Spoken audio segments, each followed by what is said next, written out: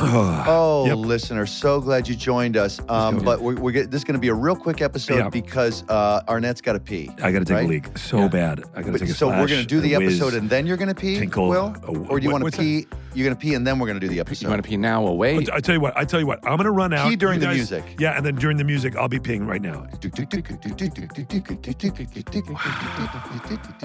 It's an all-new SmartLess.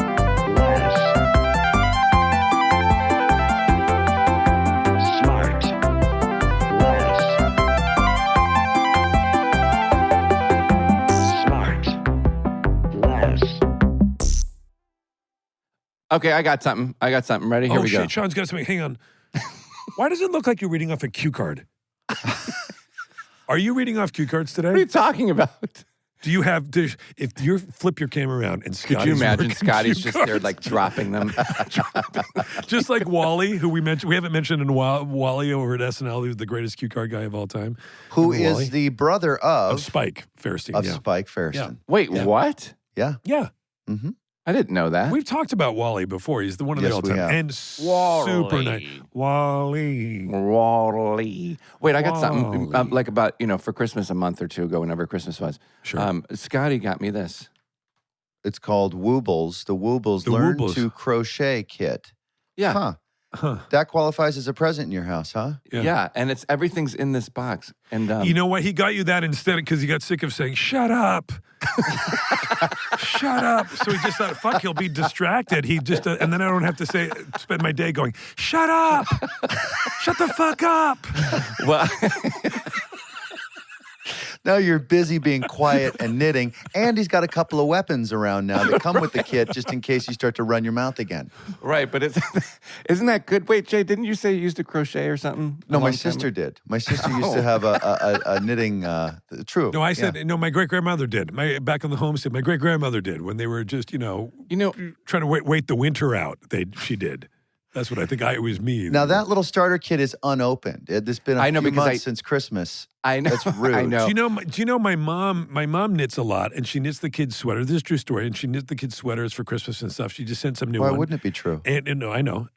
And she would love to knit you boys a sweater. So would you both like a cardigan or a V-neck or a crew neck? I like a V-neck, please. Ask Alex nicely, and she'll do it. Alex, can you please make me a V-neck, something that I can wear when I play golf with your son? Don't make it a turtleneck because I can't pull those off, and Okay. I know very few people that can. Thick, or do you want it kind of thick or kind of Thin, thin? kind of thin. Okay, Yeah. Shawnee? I would like a crew neck for me, thin. But for Jason, can the V go all the way down to show some of his cleavage? Super the low. sure, Yeah. Well But below sure. both. But you want a crew neck, Sean. I want a Sean, crew neck, Alex, please. Yes. And maybe, Alex, put in some sort of a catch pouch, like a kangaroo catch pouch for Sean, just for the that's crumbs. Fun. That's fun. And do you guys want like some Canadian, a little Canadian flag on it? Or No, like thank little you. Maple Leafs or No, anything? thank you. I would do that. Don't say so quick like How about that. an The American Canadian flag? Okay, Jesus. Okay. I'll do like a nice little tiny maple flag. That'd be cool, like in a corner or the back or something. You know what? The Canadian, actually, if you think about it, this is a good tie-in to... Our next guest? you like segues. You like segues? I think you just did the segue right there. Let's get right into it, Will. We're into a segue. Oh, yeah. As a Canadian, he's somebody who's been making me laugh and also making me feel like, wow, this is so great that somebody Canadian who's from where I'm from can do this at such a high level. So it's inspirational. This is going to be a funny And fellow. we've only sort of really sort of said hello kind of once. And of course, he was just as gracious and had good vibe and kind of spirit that you could feel as I thought he would be, in addition to being super, super hilarious. And once I start listing his credits, you're going to know who it is. But suffice to say that he created a show that won 9 Emmys 1 year, which is the biggest ever for comedy in 1 year, including picking up 2 of his own. He has his background in comedy is like of the highest order from just, his credits are comedies that are just enshrined in the Mount Rushmore of comedy, whether it be sketch or a film. And then he went on to TV to create this series that he created with his son. Oh. They did this series for about 7 or 8 seasons. Well, He let's is get- none stop other making than him wait. The great Eugene Levy. Good Lord. Oh, Here Eugene. he is. No. There he is. Gentlemen, Yeah. how are you? How are you? Better now. Better I know. now. I feel like jumping out of a cake, but there was no cake. Eugene, I'm gonna see you for dinner tomorrow. What? Yes, fantastic. Boy, Sean. I've never seen a look of shock before. I know, me there neither. it was. Shock, and I've never seen Any a look idea of where like, that dinner how is? can I get out of this on someone's face? Sean, where's this dinner that he doesn't know about? It's at Marty's. Sean, where are you valeting tomorrow? Oh, at Marty's. Oh. Yeah, no, I don't valet. Eugene, I got to tell you, man, as a Canadian, as a fellow Canadian, I'm just, first of all, I love that we're having yet another person who is part of the incredible production of Godspell in Toronto from 1970 or 1 or whatever it was. Yeah. Thank you, Isn't that thank you. amazing? Please. The greatest, Be seated. the greatest cast that opened at the Royal Alexandra and moved up to the Bayview Playhouse. Bayview Playhouse with the greatest cast of all time. And it Wait, was, is Bayview kind of small, or I don't know that? Well, it's kind of about Lisa. It was a smaller theater in a section of the city that was not what you would call the theater district. No.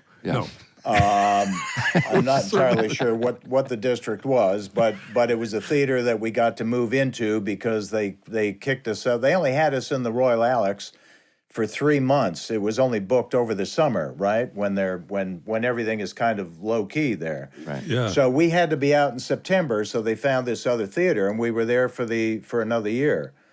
But, Incredible. And remind us, Eugene. Yeah, who else was in the cast? Remind us. Yes. Okay. Yeah. Well, Victor Garber, of course, was our Jesus. Yeah. And he only played in the show for a month because they hired him to do the movie. So as soon as we opened the show, he was only in it for a month, and then he got to go to New York and then shoot the movie. Sure. Big hair. And so Andrea Martin, of course, was in that show. But Andrea didn't get hired initially. And there was another girl that got hired for that classic Day by Day song. Day by Day. Call her the There Day it by goes. Day girl. But I'm But sorry, she Eugene. got- Sorry, really quick. Really? Is that it? Do we have to wrap up? No. I was just gonna say if Cher sang Day by Day, it would be Do ba do. Okay, go ahead. He's got Easily Tourette's when it comes to that. It's almost Tourettic. He's got to get it out. So anyway, this girl got pregnant, and they had to let her go, and so there was an opening, and I was friends with Andrea at the time, so I called her to say, the director's having a party tomorrow night. Why don't you come to the party and just bring your A game, okay? Because they're looking for a replacement. And she did, and she was hysterical that night. Of course. And the next day, the director calls New York and says, I think I found the girl, and there you go. Andrea got in. Marty Short, my good friend from Hamilton, Ontario. We went to school together, and I talked Marty into coming in and auditioning for the show because I had auditioned for it. He was still writing his final exams at McMaster University at the time. Still is, by the way. And I said, well, he works a little slower. Yeah. Not true. So he was in it. Gilda Radner. God bless. All in the cast. Dave Thomas. Dave Thomas was in it. He was in the what Marty likes to call the B cast. It was like when everybody left after a year, they brought in a new cast, and Dave came in as the new cast. Okay. I see. And not Dave Thomas from Wendy's, just for our listener out there. Not that It's, Dave oh, Thomas. shoot. No, I Dave was in, Thomas then from I'm the out. Great White, Great But White it was North. great. It was a great. It really was a fun time, and the great thing is we're still friends. We're all friends. I We know, became it's friends back then, and we're still friends. And was it because of that you all started Second City? SCTV? Well, that's what my or- next question. How did SCTV, all those same people end up, or a lot of those people end up at SCTV? What was that migration? Well, we were very fortunate in Toronto back then in '72 because these were kind of bigger American productions that were coming into town. And we happened to hook, like with Godspell was coming in from New York. So we, we auditioned for it. Marty and I, got in. There were like probably 500 people auditioning for the show, and Wow. and both of us got in. And again, when Godspell ran its course, Second City moved up from Chicago to open a Toronto branch. Yeah. And so, we all went out and auditioned for that. Eugene, with all of these folks being such elite comedic minds at that time from that region. I mean, I bet you've been asked this question a million times, so I apologize. What's in the water? Yeah, can you attribute it to anything? Was there a leader, a comedic tonal leader that kind of freed all you guys up to kind of do the same hilarious take on things? I think I might have been the leaer. Yeah. Sure. You look like the leader. No, that's not true. The odd thing is I'm not, I've never been the biggest thing I've had to deal with in my life is being introduced as comedian Eugene Levy, because I'm actually not a comedian, as so far 20 minutes into this you guys can attest. But I've always gotten my laughs through characters and everything else. But as a human being, I'm not. I don't consider myself. I don't kind of look through that comic prism the way. At life through that prism the way stand-ups do, where everything has to be funny. So, But you love improv and bits and stuff like that, right? Yeah, you were all like that. It's all sure, because you can still get to do it through character. Yeah. The scariest thing for me ever performing was playing anybody close to myself, and then I would just really just clam up and say, "Why am I doing this?" Right. But give me a mustache and some slinky glasses and a hat, and I'm like, Well, hello. the slinky glasses you just have to attach to the frames you have now. No, but I get that. I feel the same way when people sort of say, will sometimes say comedian, and I'm like, well, I'm not a comedian. I'm not a stand-up. I didn't come up through that. I didn't even.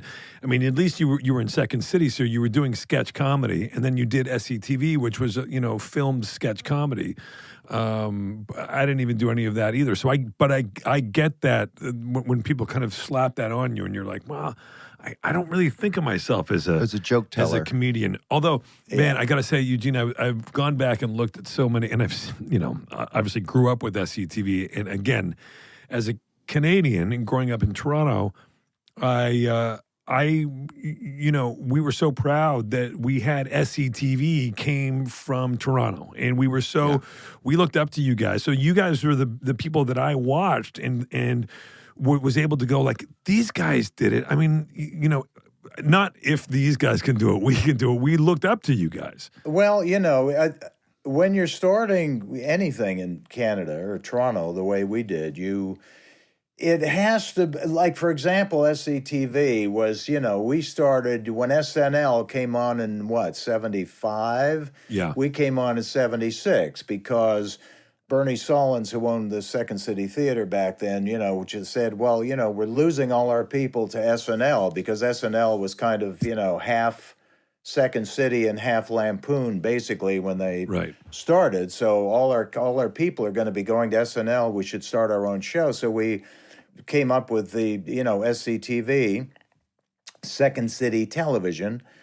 And, while they were the toast of Broadway in New York, our budget was $7,000 a show when we started SCTV, and it was only a Toronto show back in 76. Yeah. And in SCTV, in SCTV, it was you, Catherine O'Hara, John Candy, Marty Short again. Again, it was all of these other people that are now just known as comedic, Was Martin Mull a part of that? No. I met Martin Mull when we were working on. Well, anyway, I won't go into that story. But anyway, I met him on a movie. We were both doing a thing called. Are you nervous about serving prison time or something? Yeah, because we've all been locked up. Well, it's actually a funny story, but it was We're ready. We were working on a one of those Richie Rich things back years ago, and Christmas Wish or something, and Richie Rich and the Christmas Wish. I watch it every year. I was playing Professor Keenbean, and I was playing him as kind of a Brit. And had a big mustache and very, very excitable. And I was playing him like that with mustache and glasses. And we were on a break on the set one day, and I'm sitting beside Martin. I looked at him and I said, Martin, what are we doing here? Paying bills. And he said, hey, it doesn't say asshole on the check. So That's really funny. That was meeting Martin, but no, Martin was not a part of that. But it's like I was saying in Toronto, back in the early '70s. That's like Dan Aykroyd and a girl named Valerie Bromfield, and John Candy, right? So I mean, these people were just. I mean, that was kind of the scene. Back then, and eventually everybody kind of hooked up either on Godspell or on Second City. Mm-hmm. And we will be right back. We get support from Visible. So guys, you know how hard it is to plan something, right? So right now I'm working on planning a game night. It's super fun, but it's like a lot of work, and I'm excited to do it, but it's a little overwhelming, just like planning anything, right? I don't know, Valentine's Day is coming up. I was like, oh God, I have to plan something for like me and Scotty to do, like, can't we just watch TV? Like, I don't know. It's like, it's hard to plan anything, isn't it? So why would I want to be on a kind of like family plan? When it's hard enough for one person, could you imagine everybody chipping in and doing it? I don't know. It gets crazy. So today's episode is sponsored by Visible, who wants to simplify your life by separating your phone from your family. Visible offers their best rate all on one line. Not 4 lines, not 3, not even 2, just a 1-line wireless plan with unlimited data for $30 a month, taxes and fees included, all powered by Verizon. Switch today at Visible.com and get $20 off your first month when you use code SmartLess20. That's SmartLess20. A special offer for SmartLess listeners. Offer ends March 31st. New activation and offer code required for data management practices. Learn more at Visible.com. Additional terms apply.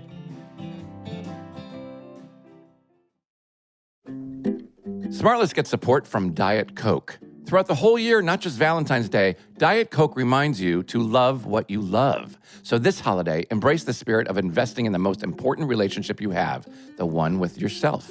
Self-love is anything but selfish. Diet Coke has been loved for its crisp, refreshing taste for over 40 years. So if you need confidence to make a bold move this Valentine's Day, like taking yourself out to dinner or heading to a movie solo, Diet Coke is the fuel to unapologetically make that move. Diet Coke is the inspiration to stay true to doing things your way and to love what you love.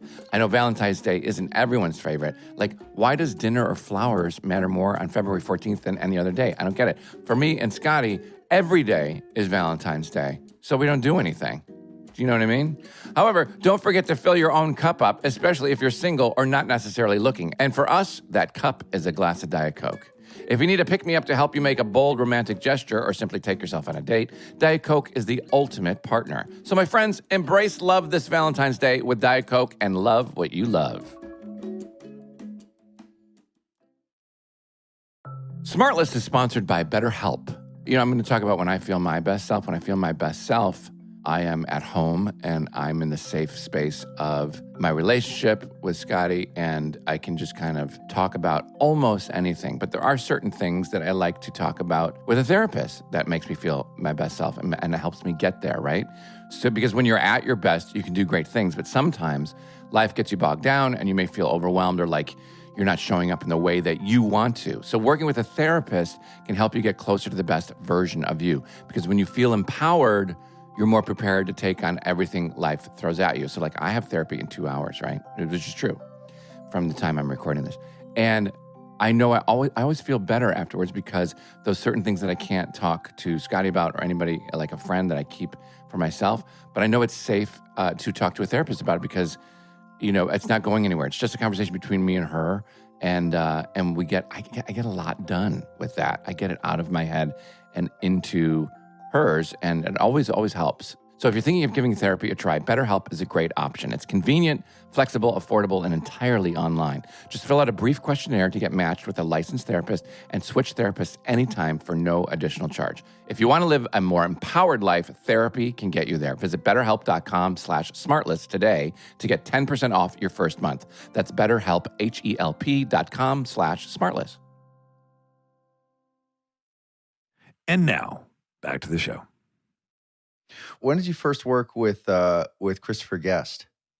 Well, I first encountered. Well, listen, Chris was. I was a fan of Chris's from the National Lampoon days. You know, when I'd listened to the radio broadcast, and I knew, Bill Murray was on that, and Gilda Radner, and Paul Schaefer, and Harold Ramis, and they, but there was a guy who did voices and characters that just blew me away. Yeah. And I kept thinking, who is this guy? He had the most incredible voice, that kind of deep nasally kind of thing, and his characters were insane, and I laughed so hard, and found out that this guy's name was Chris Guest. And then I met him on a Billy Crystal special in the mid-'80s, 85, but we didn't work together. But when he was on camera, I made sure I was on set that day, and I would just sit and watch him and try not to laugh and blow the take. Yeah. I got to work with him again in the late 80s directing one of Marty's specials, I, Martin Short Goes Hollywood. And Chris was on that, working with Marty.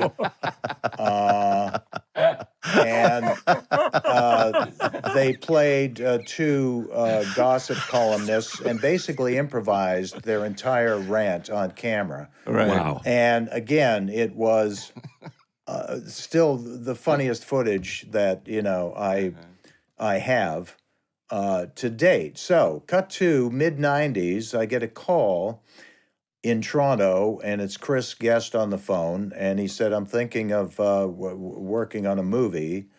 Would you want to work on it with me?" And I, my heart was kind of palpitating over the phone because I didn't know him. I just worked, Big fan. Yeah. Huge fan. And that movie was well, the movie turned out to be Waiting for Guffman. one of the so greatest. He said, I've got a cabin up in the Idaho, and we can go up there and work. And I thought, Jesus, what am I? I don't know this. He's I trying to get me away for the weekend already. Don't know him, but working in a cabin, working on a script. Yeah. What happens if six rolls of duct tape? What's going on? What happens No if exit. it doesn't work out? What happens if it's a nightmare? How do I get to the airport? Right. Yeah. How did he present that project? Did he say it was all going to be improvised, or that there was going to be some sort of a loose script or an outline? He at the time he just said, "I'm thinking of putting it together. Would you want to help write it?" Mm-hmm. And so I said, "What's the worst that can happen? If it doesn't work out, I just go to the airport and fly home, and that's it." So I went there. I flew there, and from the time he picked me up at the airport to the time we got to the cabin, I was laughing so hard, and I had him laughing as well, and we started working on this thing.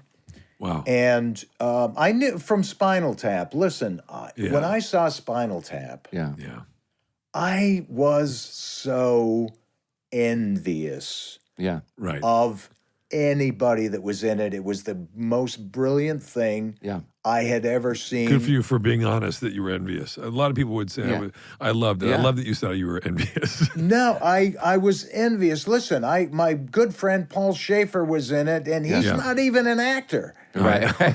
So, Eugene, I have to tell you, when I went to go see Waiting for Guffman when it first came out, I forget the year that it came out, but this is a badge of honor, what I'm about to say. Half the theater walked out because they didn't understand that it was improvised. They didn't get the comedy. Like And the other half of the theater was like crying, laughing. I mean, and so it was just interesting. Was this in this country or like the Far East? Great. It was this country. And then as people caught on and realized, oh, this is, and understood the comedy and understood the improv, it became this huge, huge hit. You know, but for my sister Tracy, a lot of it's improvised, right? So it's not a script with specific dialogue. It was just an outline saying like, this scene will be about this, and Sean, was this like in Illinois? You could probably hear like the 300-ounce Mountain Dews hitting the ground as people stomped out. I'm going to say stomped out or thundered out. But it was really kind of a unique, different style of comedy that people didn't see before, and I think people didn't get it, and now they do, of course. In the mold of Spinal Tap, this is what Chris was putting together with Waiting for Guffman.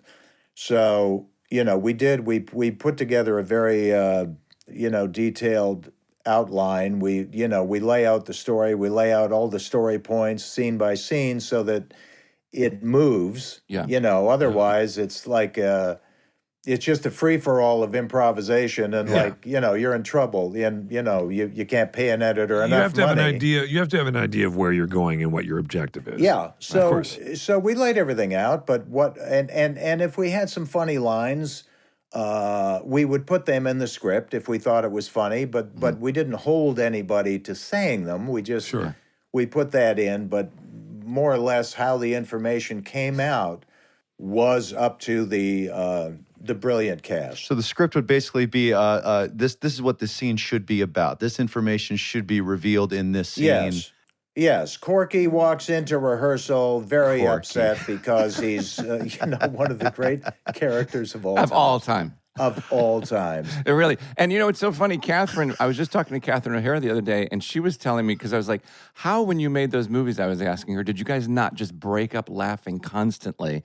Because I would have been on the floor. And she goes, she told me, I don't know if it was that or Best in Show, where she did something, or somebody did something that made you laugh so hard, but you didn't want to ruin the take, so you crawled out of the scene on your knees. Speaking of being on the floor. Yeah. that was in Guffman, and that was, of course, Corky. That was Chris, and he had this, you remember the dance move he had with his pants on backwards? Yes, of course. He would kind of, thrust his hips. Thing with it. Yeah. And that got me every time, and I just could not stop laughing. So there's a scene in the movie where he's teaching us choreography, and every time he makes this move, I go crazy and I start laughing. So I work my way to the back of the group so I could hide behind them, and then I was actually still gut laughing so hard that I dropped to my knees and I crawled off the set so that they could keep shooting and nobody, you know what I mean? It's a group scene. It didn't matter. That's hysterical. That's so good. But that troupe that you guys cultivated, curated, all those actors, you guys went on to do a few movies together. How many? I mean, I wish you guys would just keep going and going. Mighty Winds, Best in Show, Guffman. For your consideration. Wow. It occurs to me, Eugene, that if you think about, it just occurs to me, like looking back at starting with Godspell, and then Second City, SCTV, and then working with Chris Guest and that whole crew, that you really. It seems to me, and you can tell me if this is right, that you enjoy working and collaborating in an ensemble. That you get a lot out of that process, and you really shine in an ensemble. It really, even the show you did with your son, which I want to get to with Dan, that you love being part of almost like a troupe each time. There's a similarity there that you create a community. Do you enjoy that? Does that make you? Does that invigorate you? Yeah. Well, of course. I mean, it to be a part of it. Yeah. Energizes you. You've all had that experience. You guys, Will and Grace must have been like that. Arrested Development must have been like that. Yeah, it was super fun. It's you enjoy watching other people doing their thing. Yeah, it's fun. Yeah, and it's infectious. So 1 + 1 makes 3. Yeah, it's insane, and it's kind of fun. it's fun work. Those movies were fun work because you never really know what's going to happen. When we did Guffman, my first scene, even though we were writing it and I knew it was an improvised movie, my first day of shooting, when I got to Austin, we were shooting in Texas. Lockhart, Texas, actually was the town. We got there, and I'm ready to shoot my scene. I go in, and then I say to Chris, "So, where do you want to rehearse?" Mm-hmm. He said, "What do you mean?"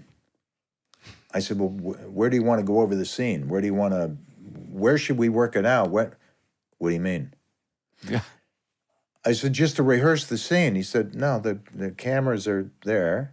We're going to be doing it on camera." First take. First take. I said, "Oh. Oh. Okay, so we do it just on camera." Right. Yeah, okay. No practicing. And that, but that becomes a very kind of joyous experience because you don't know what's going to happen. You don't know what people are necessarily going to say, how they're going to say it, what's going to happen. And it's kind of, and holding it together is kind of a key thing. We learned over the number of movies that as much as you want to laugh like we did in Guffman, because it was just so much fun. It was like kids at school, doing a play. What is your secret? Do you have a secret trick not to laugh? I mean, I like to drive a nail into my fingernail into my leg a little bit. Hang on, That'll I want to hear Eugene's trick because I know what Jason's real one is. Go ahead, Eugene. I wouldn't. You know what the thing is? I think it's just bearing the brunt of how disappointing it would be if there's a great take happening and you ruin it. And you blow it by laughing. Right.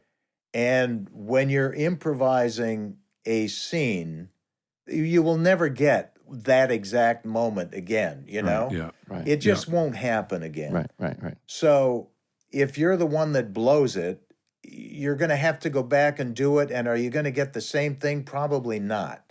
So there's a moment that's gone. So just the guilt factor alone. And it wasn't your moment by definition. You're laughing at what someone else is creating and you're wrecking their creation.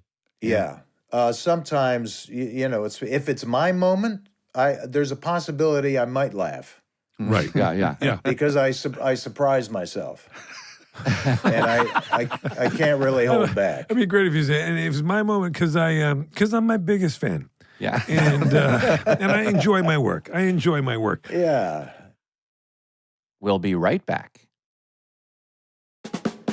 We'd like to thank Helix for supporting the show.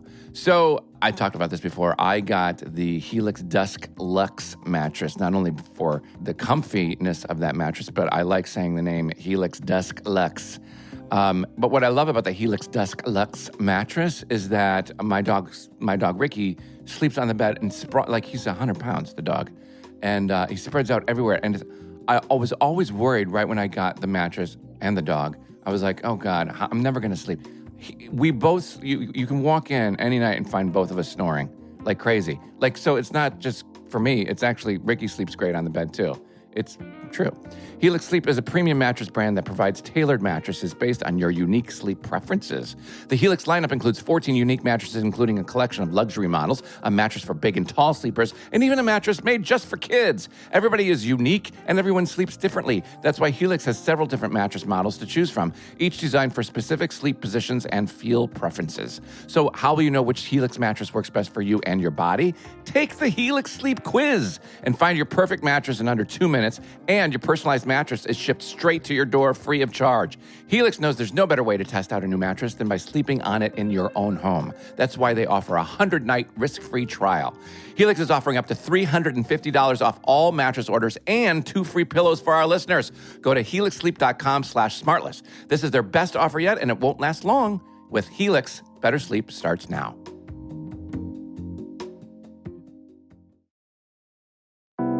We're brought to you in part by ZipRecruiter.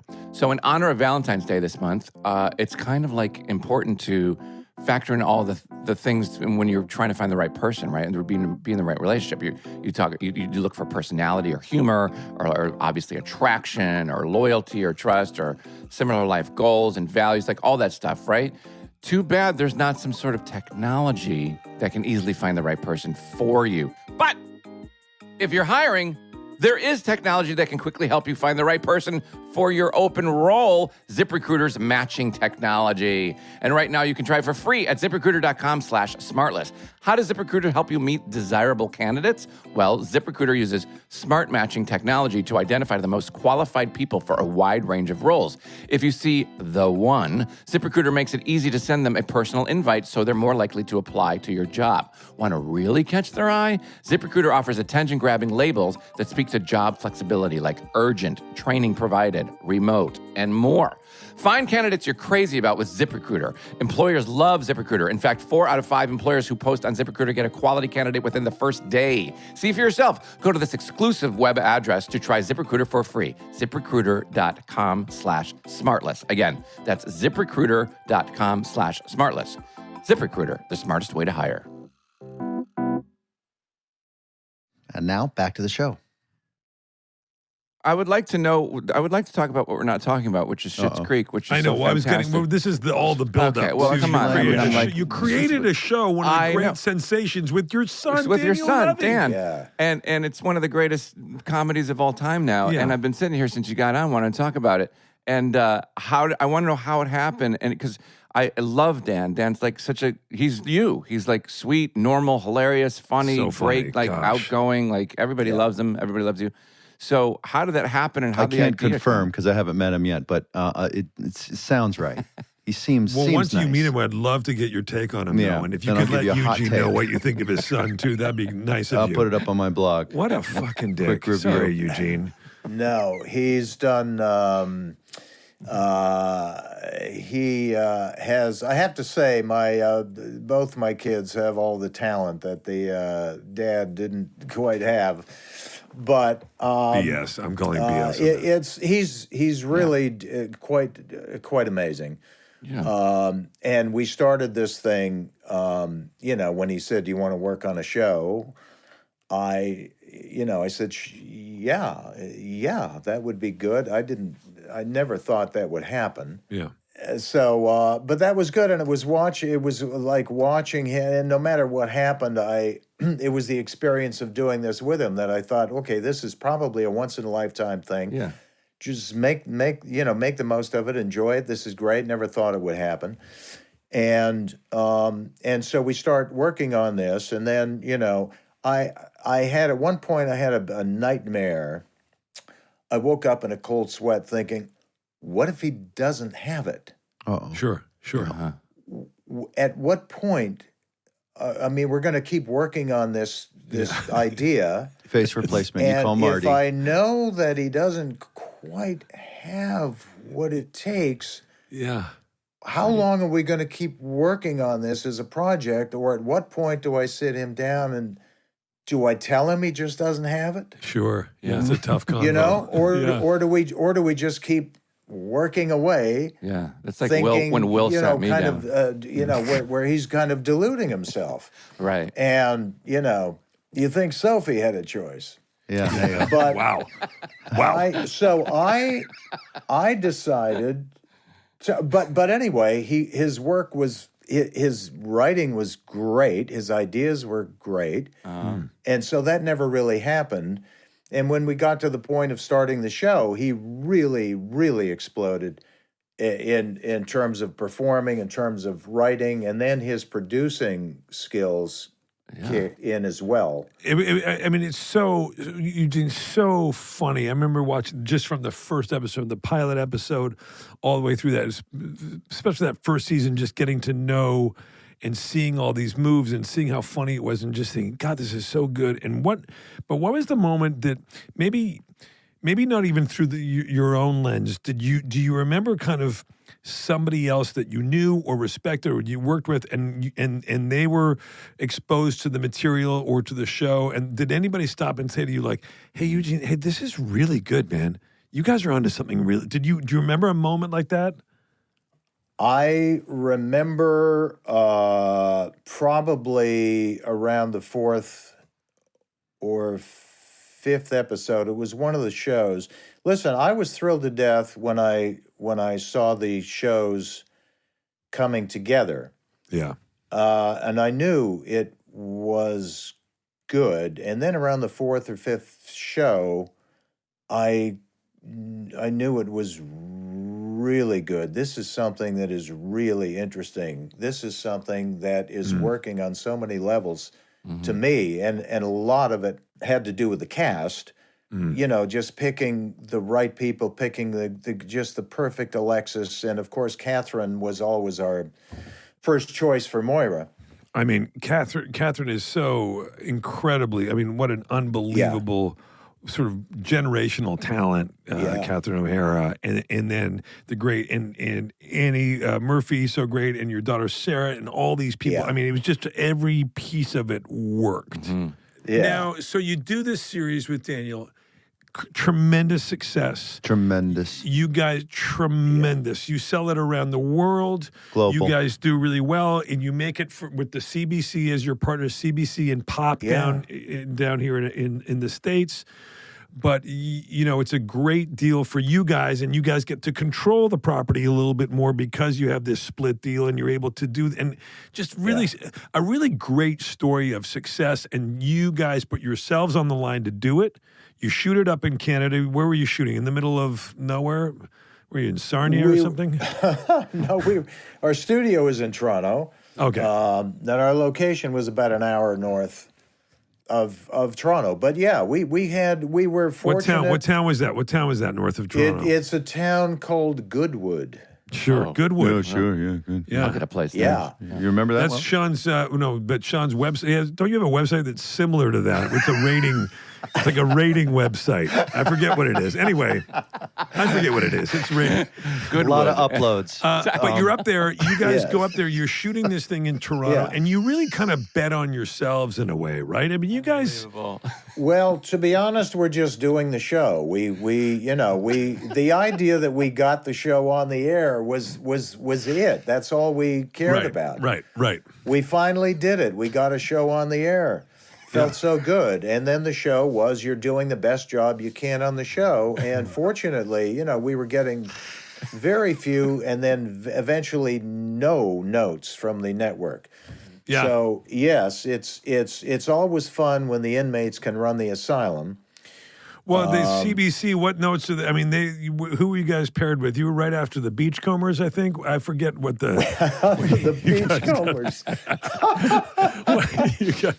Forgot what you got paired with there. Yeah, that goes back a while. I know, but listen, executives are doing their job, and they feel like they have to do their job, so they're gonna come in with notes. They're going to come in with notes. Actually, you know what? The CBC, I like those people up there. They've been they're nice people. Good save. Yeah, nice. Thank you. But I mean, honestly, once again, I mean, you guys did so many great seasons, and you did, and you won all these accolades, and so well deserved. And I'm just, you couldn't be happier. And now, sorry, go ahead. I was going to say you've been awfully kind. Will, you took part in our Best Wishes documentary. Had just very lovely things to say about the show. Well, I'm a big fan. Appreciated that. I'm a big fan of yours and your son Daniel's and your whole family, and you guys have done an awesome job. So, but then now you're doing this new show for Apple Plus called The Reluctant Traveler. Yeah, which is, I love your face because you're like, yeah. I get the sense that you are legitimately a reluctant traveler. Yeah, I don't love traveling, and when they when they called me about this, originally they had pitched a show about hotels. It was called Room with a View, and I got a call from my agent saying, Apple wants you to host. They're interested in you hosting a show about hotels all over the world. And I went, oh, wow. Okay. That's interesting. So it's a show about hotels. I love a good hotel. Sure. But doing a lot of traveling, and then Yeah. and there's cameras, so you gotta, and then you're doing, so there's some talking involved, and and then you have to talk to people, and you've got to generally be kind of Interested in bubbly what they're saying. and On your chatty, toes, yeah. which I'm not Right. in real life, but I don't consider this real life. No. So Thank you for.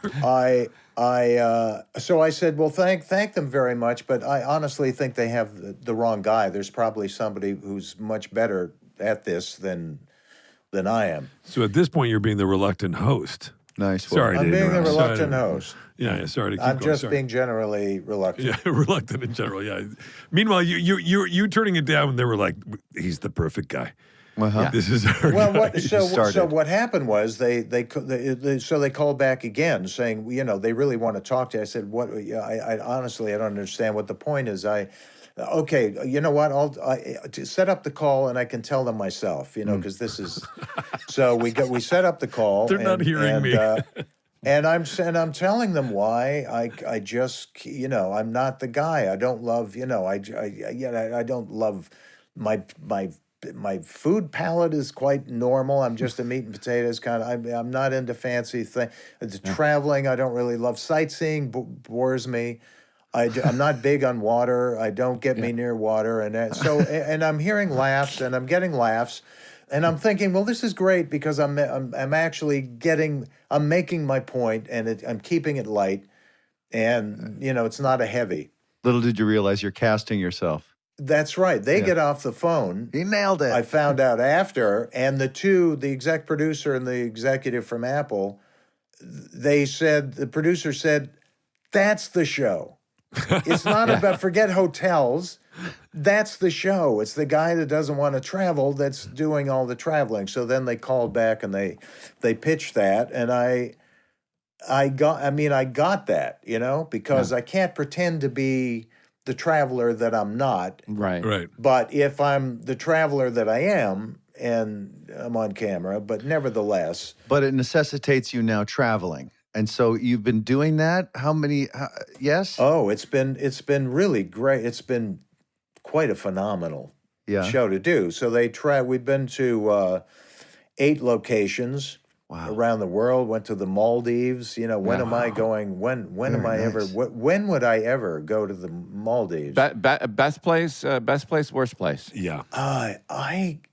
We did go to Venice, where I've never been, but I've been to Italy. So I love Italy. I love Italy. I just anywhere in Italy, I absolutely love it. So this is great. What an unbelievable career. You've done, honestly, you've done so much, and you continue to do so much. And, I was just thinking, every time I meet people like you, Eugene, who work with the same people and work with your friends your whole life, I always think about how lucky you are. And then it reminds me of how I was thinking this morning as I was coming down here to record, knowing that I was recording you, and I was thinking, I'm so lucky that I get to do this with these guys. I love these guys, and I get to do this, and what an unbelievable privilege, Yeah.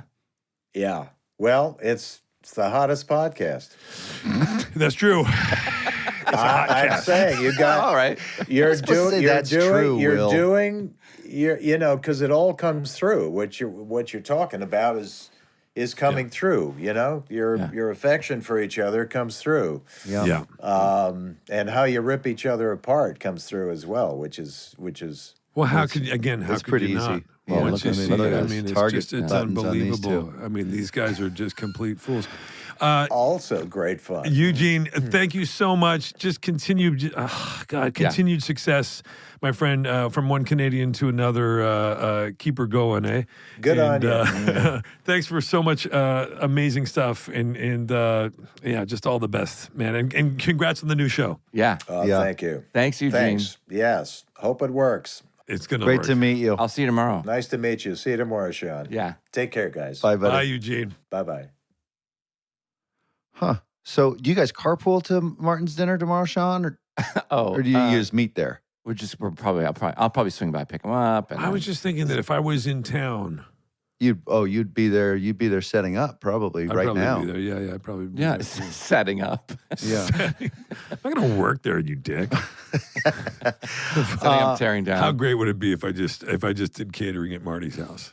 By the way, I haven't love to do talked to you both since Uh-oh, who killed Santa Murderville.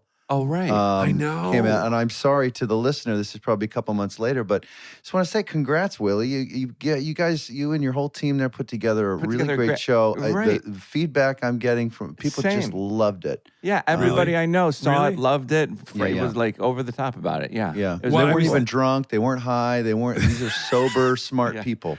They didn't have guns held to their head. No, no. unsolicited. I listen. I thanked both of you guys at the time, and I'm so lucky again that I get to do it.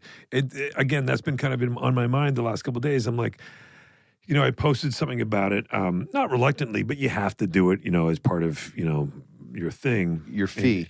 your fee, and they pay you to do, and they send you stuff. They're like, post this, and you're like, yeah. And I get to look, and I'm looking at the outtake stuff. And I'm looking at the three of us idiots that we get to do this thing. And it's it's not a job. And I was thinking about it again, like with Eugene. And in fact, it's not, I'm not putting it on the same level as Chris Guest by any means. So please, hold back on your shit comments. But, we got to do this thing where we got to mess around. We had a loose idea of what the script was and kind of worked. And then we got to kind of fuck around and have fun. And why don't you keep that going? Let's keep this troop going and do it for each sort of like the next should be Who Killed the Easter Bunny. We have that in time for spring, and then we And I just play all the characters who get killed. Yeah, you get to be the bunny. Yeah, and you get killed. How would the Easter Bunny die? If Santa died from a sharp candy cane, The Easter Bunny would die from salmonella. Salmonella, Oh, yeah, God. or lacerated by a rogue eggshell. fucking Come on, it's got to be I remember different. somebody pointing out to me, and it is true. The bunny's got a basket full of eggs. Eggs, Right. Yeah. That's what I'm What saying. happened with that? Yeah. Oh, maybe that's how he died. That Eugene Levy is just so Also, funny. like, and I was just gonna say, like, what are the odds of like the Godspell thing? All that troop of people, then that troop of people goes on in Second City, then that troop of people plays together in all those Chris Guest movies. Yeah. And it's just like this tight circle of friends that stay together and make stuff. That's like a dream come true. And there hasn't been. I mean, I'm sure that there have been plenty incredibly hilarious, talented comic actors coming out of Canada since then, but never in that same kind of flood that came out during that era, right? Yeah. I wonder what that very was. concentrated time of and of incredible talent. Well, I have to say this, and I'm not just saying this well, but you, Mike Myers, Jim Carrey, Eugene Levy, Catherine O'Hara, like all of these people that come from there. It's weird. It's like, what? All those people, and like he said, in addition to the other people who left and went to SNL, like there were in that time. Think about and by the way, including Lorne, who created SNL. Right. So in that mid to late 70s, like right in like 75 and then 76, which incidentally was America's Bicentennial.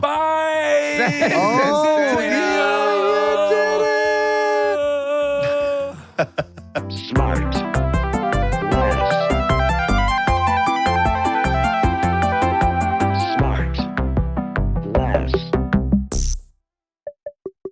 SmartLess is 100% organic and artisanally handcrafted by Rob Armjarv, Bennett Barbaco, and Michael Granteri.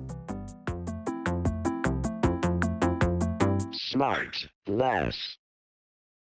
Our next episode will be out in a week wherever you listen to podcasts, or you can listen to it right now early on Amazon Music, or early and ad-free by subscribing to Wondery Plus in Apple Podcasts or the Wondery app. In the 1970s, a computer would take up your entire living room and cost around $4 million. Then two men, Steve Jobs and Bill Gates, revolutionized computers. They turned them into small, efficient, affordable home staples.